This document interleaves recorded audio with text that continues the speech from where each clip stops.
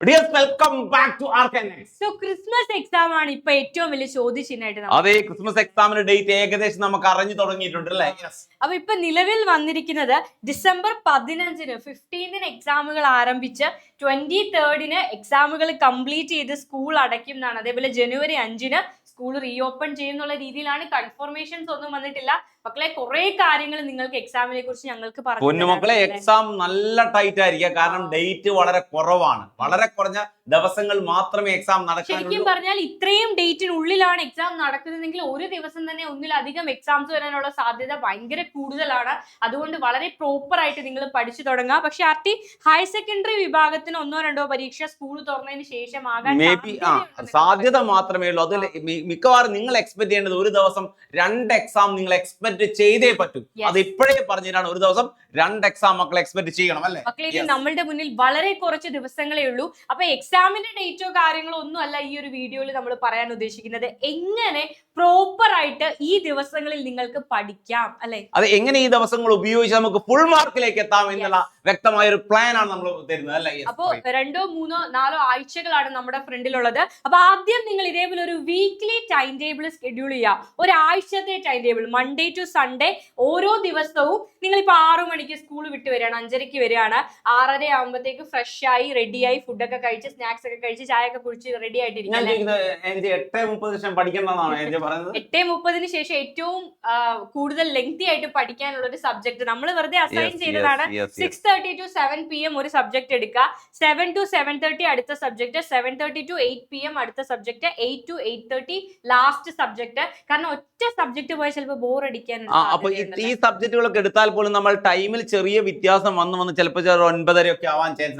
അതുകൊണ്ടാണ് ഇങ്ങനെ ഒരു ഷെഡ്യൂൾ നമ്മൾ സെറ്റ് ചെയ്തിരിക്കുന്നത്. ഒരു 10:30 വരെ മാത്രം നിങ്ങൾ എന്ത് ചെയ്യുക, പഠിക്കുക. അതിനുശേഷം നന്നായിട്ട് ഉറങ്ങാനായിട്ട് ശ്രമിക്കുക. വ്യക്തമായിട്ട് ഉറക്കില്ലാത്ത ഒരു കുട്ടിക്ക് ഒരിക്കലും എക്സാം പേപ്പറിൽ പ്രസന്റ് ചെയ്യാൻ പറ്റില്ല. നിങ്ങൾ പഠിച്ച ഒന്നും നിങ്ങളുടെ മണ്ടയിൽ കപ്പയൊക്കെ കഴിക്കുന്ന കുറയ്ക്കുക മക്കളെ.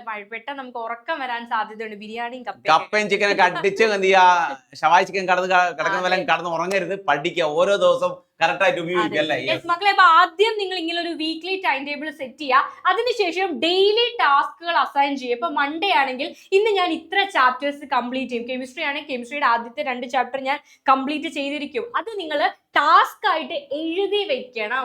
അത് കാരണം അത് മക്കൾ ആലോചിക്കേണ്ടത്, നിങ്ങൾ എക്സാമിന്റെ തലേന്ന് നിങ്ങൾ വിചാരിക്കില്ല, അല്ലെങ്കിൽ എക്സാം ഹാൾ കയറുന്നതിന് മുമ്പ് 1 മണിക്കൂർ കിട്ടിയിരുന്നെങ്കിൽ ഞാൻ ഈ ചാപ്റ്റർ മുഴുവൻ പഠിച്ചു തീർന്നേനെ എന്നുള്ള തോന്നൽ നിങ്ങൾക്ക് ഉണ്ടാവും. അത് ഒഴിവാക്കാൻ വേണ്ടിയിട്ട് ആദ്യമേ പഠിച്ച് സെറ്റ് ആയിട്ട് എടുക്കാൻ പറഞ്ഞത്. ഓരോ ചാപ്റ്ററും ടാസ്ക് ആയിട്ട് എടുക്കുക, എന്നിട്ട് കറക്റ്റ് ആയിട്ട് പഠിച്ചു എന്ന് ഉറപ്പ് വരുത്തുക. അപ്പൊ ഡെയിലി ടാസ്ക് അസൈൻ ചെയ്തതിന് ശേഷം നിങ്ങൾ ഇതുപോലെ നിങ്ങളുടെ ഡിസംബർ മാസത്തിൽ അല്ലെങ്കിൽ നവംബർ മാസത്തിലെ കലണ്ടർ എടുത്തിട്ട് കംപ്ലീറ്റ് ആയതിനു ശേഷം അന്നത്തെ ടാസ്ക് മൊത്തം കംപ്ലീറ്റ് ആയെങ്കിൽ ഇതുപോലെ ഒരു ടിക്ക് മാർക്ക് കൊടുക്കുക. മക്കളെ, ടിക്ക് മാർക്ക് കൊടുക്കുന്നതിൽ കാര്യമുണ്ട്. കാരണം ഒരു ടാസ്ക് ഇൻകംപ്ലീറ്റ് ആണെങ്കിൽ നിങ്ങളുടെ ബ്രെയിൻ നിങ്ങളെ അങ്ങനെ വെറുതെ ഒന്നും ഉറങ്ങാൻ സമ്മതിക്കില്ല അല്ലെ? മിഷൻ ഇൻകംപ്ലീറ്റ് ഇങ്ങനെ ഡിസ്റ്റർബ് ചെയ്തോണ്ടിരിക്കും. ഉറക്കത്തിലൊക്കെ അധിക നല്ലോണം തിന്നു കടന്നുറങ്ങുന്നവരാണ് ചിന്ത വേണം. ചിന്ത, ഞാൻ പഠിക്കാൻ, എനിക്ക് പഠിച്ച എന്തെങ്കിലും ആവണം എന്നുള്ള ചിന്തയുള്ളവരാണെങ്കിൽ അവന്റെ മനസ്സിൽ എന്തായില്ലേ ഡെയിലി ടാസ്ക് അസൈൻ ചെയ്യാതെ കംപ്ലീറ്റഡ് ആണോ അല്ലയോ എന്നുള്ളത് ടിക്ക് മാർക്ക് കൊടുക്കുക. ഉറപ്പാണ് മക്കളെ, അത് കംപ്ലീറ്റ് ചെയ്യുന്നില്ലെങ്കിൽ 2-3 ദിവസം നിങ്ങൾ ഇതേ പ്രൊസീജിയർ കംപ്ലീറ്റ് ചെയ്തിട്ട് ഒരു ദിവസം ഡിലേ ആയാൽ നിങ്ങൾക്ക് അത് ഭയങ്കരമായിട്ട് ഒരു സ്ട്രെയിൻ ഫീൽ ചെയ്യും. അത് കംപ്ലീറ്റ് ചെയ്യാൻ ബ്രെയിൻ നിങ്ങളോട് പറയും, നീ മോശക്കാരനാ പഠിക്കാ, പോയി പഠിക്കാന്ന് പറയും. അപ്പൊ നമ്മൾ പഠിക്കാൻ നോക്കി. അതേപോലെ പഠിക്കാനുള്ള ഏറ്റവും നല്ല ടൈം എന്ന് പറയുന്നത് മോർണിംഗ് ടൈമാണ്. ഏറ്റവും രാവിലെ നിങ്ങൾ ഒരു 10:30 തന്നെ ഉറങ്ങിയിട്ട് ഒരു 4:30-5 മണിയൊക്കെ ആകുമ്പോൾ എണീക്കാനായിട്ട് ശ്രമിക്കുക അല്ലെ? അതായത് എനിക്ക് രാത്രി ഇരുന്ന് എത്ര വേണേ പഠിക്കാൻ പറ്റും, എനിക്ക് രാവിലെ എണീക്കാൻ പറ്റൂല എന്ന് പറയുന്ന ആൾക്കാരല്ലേ, അവരോട് പറയുന്നത് അത് കംഫർട്ട് സോൺ എന്ന് അത് പറയാ. ഇത് ഏത് ഡിസ്കംഫർട്ട് സോണിലും എനിക്ക് പഠിക്കാൻ പറ്റുമെന്ന് തെളിയിച്ചിട്ടുണ്ടെങ്കിൽ നിനക്കുള്ളതാണ് ഫുൾ മാർക്ക് അല്ലേ? അതെ, ഈ ഒരു കാര്യം പറഞ്ഞോട്ടെ. പക്ഷെ രാവിലെ എണീറ്റാല് നിങ്ങൾക്ക് ഡിസ്റ്റർബൻസോ കാര്യങ്ങളോ ഒന്നും കാണില്ല. വളരെ സൈലന്റ് ആയിരിക്കും. നിങ്ങൾ 5 മണിക്കൊക്കെ ഒന്ന് എണീറ്റ് നോക്കുക. വളരെ സൈലന്റ് ആയിട്ടുള്ള ഒരു അറ്റ്മോസ്ഫിയറിൽ ഇരുന്ന് നിങ്ങൾക്ക് നല്ല രീതിയിൽ പഠിക്കാനായിട്ട് സാധിക്കും. അപ്പൊ നിങ്ങൾക്ക് എനർജി കൂടുതലായിരിക്കും. വളരെ പോസിറ്റീവ് ആയിട്ടുള്ള ഒരു കാം ആയിട്ടുള്ള ഒരു അറ്റ്മോസ്ഫിയറിൽ പെട്ടെന്ന് കാര്യങ്ങൾ പഠിച്ചെടുക്കാൻ സാധിക്കുക മോർണിംഗ് ടൈമിലാണ്. അപ്പൊ കൂടുതലായിട്ടും മോർണിംഗ് ടൈമിൽ ഉണർന്നെണീറ്റ് പഠിക്കാനായിട്ട് ശ്രമിക്കുക അല്ലെ? എന്റെ വീട്ടിൽ ഏറ്റവും കൂടുതൽ പ്രശ്നം ഉണ്ടാകുന്ന മോർണിംഗ് ടൈമിലാണ്. മക്കൾ 5 മണിക്ക് പോകാൻ വേണ്ടി അപ്പൊ പ്രശ്നം. അതല്ല ഏറ്റവും നല്ല ടൈം എന്ന് പറഞ്ഞാൽ 5:30 കറക്റ്റ് എന്ത് ചെയ്യുക, 5 മണിക്ക് എണീറ്റ് ഒരു 6:30 വരെ പഠിക്കുക. 1.5 മണിക്കൂർ പഠിച്ചാൽ അത് ഫുള്ളായി തലയിൽ ഇങ്ങനെ കെട്ടി അതുപോലെ എനിക്ക് അവധി ദിവസങ്ങളിൽ നിങ്ങൾക്ക് മോർണിംഗ് ടൈം ഒരുപാട് യൂട്ടിലൈസ് ചെയ്യാൻ പറ്റും. Yes. ഏറ്റവും കൂടുതൽ സബ്ജക്റ്റുകളും നിങ്ങൾ ഈ ഡെയിലി ടാസ്ക് അസൈൻ ചെയ്യുമ്പോൾ ശനി ഞായറും സാറ്റർഡേ സൺഡേ ഒരുപാട് കാര്യങ്ങൾ അസൈൻ ചെയ്യുക. ബാക്കിയുള്ള ദിവസങ്ങളിൽ സ്കൂളിൽ പോകാനുണ്ട്. ആൻഡ് അൾട്ടിമേറ്റ് ആയിട്ട് ഫൈനലി നിങ്ങൾ ചെയ്യേണ്ടത് റിവിഷൻ ആണ്. മാക്സിമം റിവൈസ് ചെയ്യുക. എക്സാമിന് മുൻപ് എല്ലാം കംപ്ലീറ്റ് ചെയ്ത് റിവൈസ് ചെയ്ത് ഒന്നും കൂടി ഒന്ന് തറയാക്കല തറവാക്കുക. ഓക്കെ, ഒന്ന് എഴുതി നോക്കണം. ജസ്റ്റ് ഒന്ന് പഠിച്ചൊക്കെ ജസ്റ്റ് ഒന്ന് ഒരു തവണയെങ്കിലും എഴുതി നോക്കുന്ന ഒരു കുട്ടിക്ക് ഒരിക്കലും മറന്നു പോലും അല്ലേ?